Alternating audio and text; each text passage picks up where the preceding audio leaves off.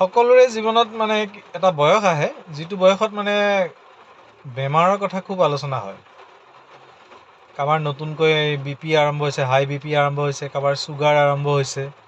সেইটো বয়সটো মানে আমাৰ হৈছেগৈ আৰু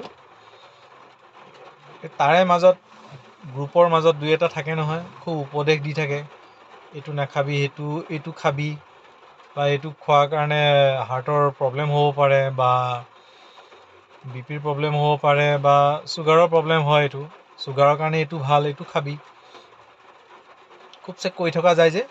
তাৰে ময়ো এজন তাৰমানে উপদেশ দি থাকোঁ খুবচে।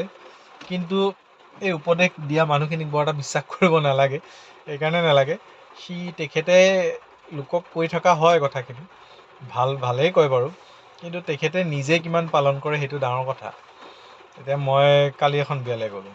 বিয়াখন গৈ পেলাই ভাবিছোঁ আৰু খুব মানে খাম আৰু একেবাৰে যোনটো দৰকাৰী বস্তুখিনিয়ে খাম, বৰ বেছিকৈ নাখাওঁ বা এনেকুৱা টাইপৰ আৰু ক'ত আৰু সেইবিলাক আৰু পাহৰি গ'লোঁ। তাতে গৈ পেলাই ধাম ধুম মাৰি দিলোঁগৈ আৰু এই বস্তুটো তাৰমানে এই কণ্ট্ৰলটো থাকিব লাগে মানুহৰ।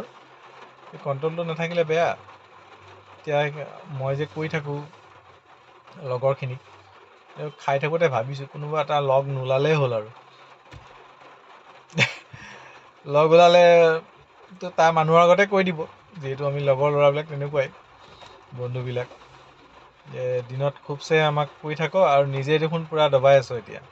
সেই তেনেকুৱা কথা আচলতে এই কণ্ট্ৰলটো থাকিব লাগে। তাকে বিয়া খাই আহি পেলাই মোৰ নিজৰ হাঁহিও উঠিছে। মই বেলেগক কৈ থাকোঁ হয়, কিন্তু নিজে কি কৰিলোঁ, তেনেকুৱা আৰু কথাটো। এতিয়া আপোনালোকৰ বন্ধু মহলতো নিশ্চয় আছে তেনেকুৱা মানুহ, যে লোকক কৈ থাকে কিন্তু নিজে কিন্তু নিজক কণ্ট্ৰল নকৰে। এতিয়া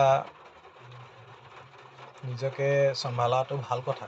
আপোনালোকৰ মাজত যদি কোনোবা এনেকুৱা ফ্ৰেণ্ড আছে, কমেণ্ট বক্সত গৈ পেলাই টেগ কৰি দিয়কচোন, যে তয়ো তেনেকুৱা নেকি, এবাৰ সোধক, ভাল লাগিব।